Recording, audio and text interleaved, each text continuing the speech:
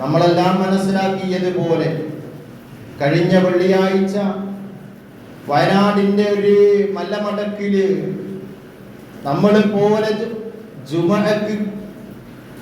നിർവഹിച്ചു കൊണ്ട് ഇറങ്ങിപ്പോകുമ്പോൾ അത് ആ പ്രദേശത്തിന്റെ അവസാനത്തെ ജുമയാണ് എന്ന് ആരും തീരുമാനിച്ചിരുന്നില്ല. ആർക്കും അങ്ങനെ ധാരണയുണ്ടായിരുന്നില്ല. വല്ലാത്തൊരു സംഭവമാണ്. അള്ളാഹുവിന്റെ നിഅമത്തുകൾ അനുഭവിക്കുന്നവരാണ് നാം ഓരോരുത്തരും. ലോകത്തുണ്ടാകുന്ന ഓരോ ദുരന്തങ്ങളും മനുഷ്യരെ സംബന്ധിച്ച് ഒരുപാട് പാഠങ്ങൾ നൽകുന്നുണ്ട് എന്ന് നമ്മൾ ആലോചിക്കേണ്ടതുണ്ട്. അള്ളാഹു നമുക്ക് നൽകിയ നിഅമത്ത് അത് വലുതായി കാണുന്നതിന്റെ വലുപ്പം തിരിച്ചറിയാനുള്ള ഒരു അവസരം കൂടിയാണ് ഇത് എന്ന് നമ്മൾ ആലോചിക്കണം. രാത്രി നമ്മളെപ്പോലെ ഭക്ഷണം കഴിച്ച് കിടന്നുറങ്ങിയവർ പ്രഭാതമാകുമ്പോഴേക്ക് ഏതോ മണ്ണിന്റെ അടിയിലും ചളിയിലും മറ്റേതോ സ്ഥലത്ത് പുഴയിൽ കൂടി ഇങ്ങനെ ഒഴുകിപ്പോകുന്ന രംഗം നമ്മളൊന്ന് ആലോചിച്ച് നോക്കൂ. പരിശുദ്ധ ഖുർആൻ മറ്റൊരിടത്ത് പറഞ്ഞിട്ടുണ്ട്, കഅല്ലം തഗ്ന ബിൽ അംസി, ഇന്നലെ ഇല്ലാത്തതുപോലെ ആയിപ്പോയി എന്ന്. അതുപോലെ ആയിട്ടുണ്ടെങ്കിൽ നമ്മൾ അങ്ങനെ നമ്മളെ വീട് സുരക്ഷിതമാണ്. ഇന്ന് നമ്മുടെ വീട്ടിൽ നിന്ന് ഇറങ്ങി വരുന്നവരെ വരെ നമ്മുടെ കുടുംബം ഇവിടെ സുരക്ഷിതമാണ്. ഇത് വലിയൊരു നിഅമത്താണ്. ഈ നിഅമത്ത് തിരിച്ചറിയാൻ, നിഅമത്തിന്റെ വലുപ്പം തിരിച്ചറിയാൻ നമുക്ക് ഇത്തരം ദുരന്തങ്ങൾ കൊണ്ട് കഴിയുന്നു. ഇത്തരം ദുരന്തങ്ങൾ കൊണ്ട് നമുക്ക് പാഠം നൽകുന്നു എന്ന് നമ്മൾ മനസ്സിലാക്കണം. എന്നിട്ട് അതിന് ശുക്ർ ചെയ്യാൻ നമ്മുടെ മനസ്സ് പ്രേരിപ്പിക്കണം. നമ്മൾ മനുഷ്യൻ ദുർബലനാണ്, മനുഷ്യൻ നിസ്സാരനാണ്, നിസ്സഹായനാണ് എന്നുള്ളൊരു തിരിച്ചറിവ് നമുക്കുണ്ടാകേണ്ടതുണ്ട്. നമ്മുടെ സമ്പത്ത്, നമ്മുടെ ശക്തിയൊന്നും നമ്മളെ രക്ഷപ്പെടുത്താൻ കഴിയില്ല എന്നൊരു ബോധ്യം ദുരന്തങ്ങൾ ഉണ്ടാകുമ്പോൾ നമ്മൾ തിരിച്ചറിയേണ്ടതുണ്ട്.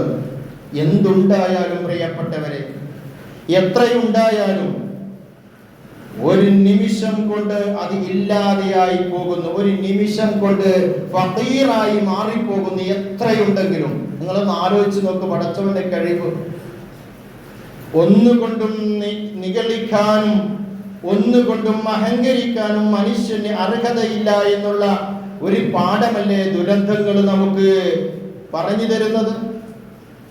സ്വത്ത് കൊണ്ട് അഹങ്കരിച്ചുകൂടാ, ജോലി കൊണ്ട് അഹങ്കരിച്ചുകൂടാ, കുടുംബം കൊണ്ട് അഹങ്കരിച്ചുകൂടാ, തറവാട് കൊണ്ട് അഹങ്കരിച്ചുകൂടാ.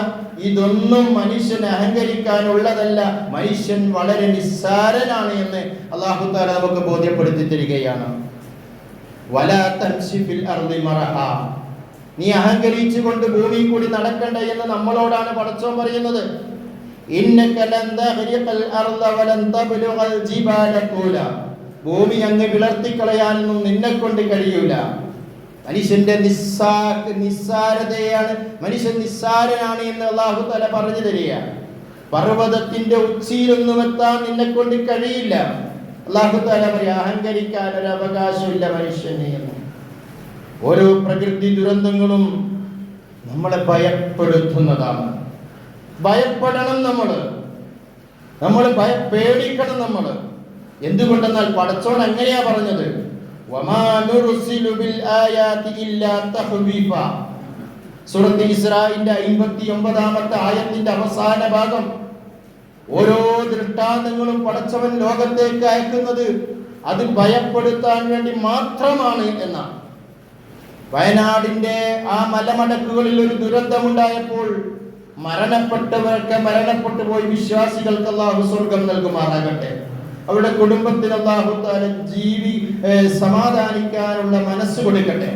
നമ്മൾ മനസ്സിലാക്കണം, നമുക്കൊരു പാഠമാണത്. നമ്മളെ ഭയപ്പെടുത്തുകയാണ് പടച്ചതമ്പുരാൻ ചെയ്യുന്നത്. ഏത് രൂപത്തിലാണ് ദുരന്തങ്ങൾ വരിക എന്ന് നമുക്ക് പറയാൻ കഴിയില്ല. നമ്മൾ ആശ്വസിക്കുകയാണ്, നമ്മൾ സേഫാണ് എന്ന്. ഇവിടെ ചുരം പൊട്ടാൻ മലകളില്ല, നമ്മൾ സേഫാണ് എന്ന് നമ്മൾ ധരിച്ചു പോവുകയാണ്. ഏത് രൂപത്തിലാണ് ദുരന്തങ്ങൾ വരിക എന്ന് നമുക്ക് പറയാൻ കഴിയില്ല. കൊത്തുമലയിലും കവളപ്പാറയിലും ചൂരൽ മലയിലും മാത്രം ഉണ്ടാകുന്നതല്ല ദുരന്തങ്ങൾ, ലോകത്തെവിടെയും ഉണ്ടാകും. അള്ളാഹുവിന്റെ ഒരു ചോദ്യമുണ്ട്, ഒരു ഗ്രാമവാസികൾ നിർഭയരാണോ എന്ന്. വേളത്തുകാർ നിർഭയ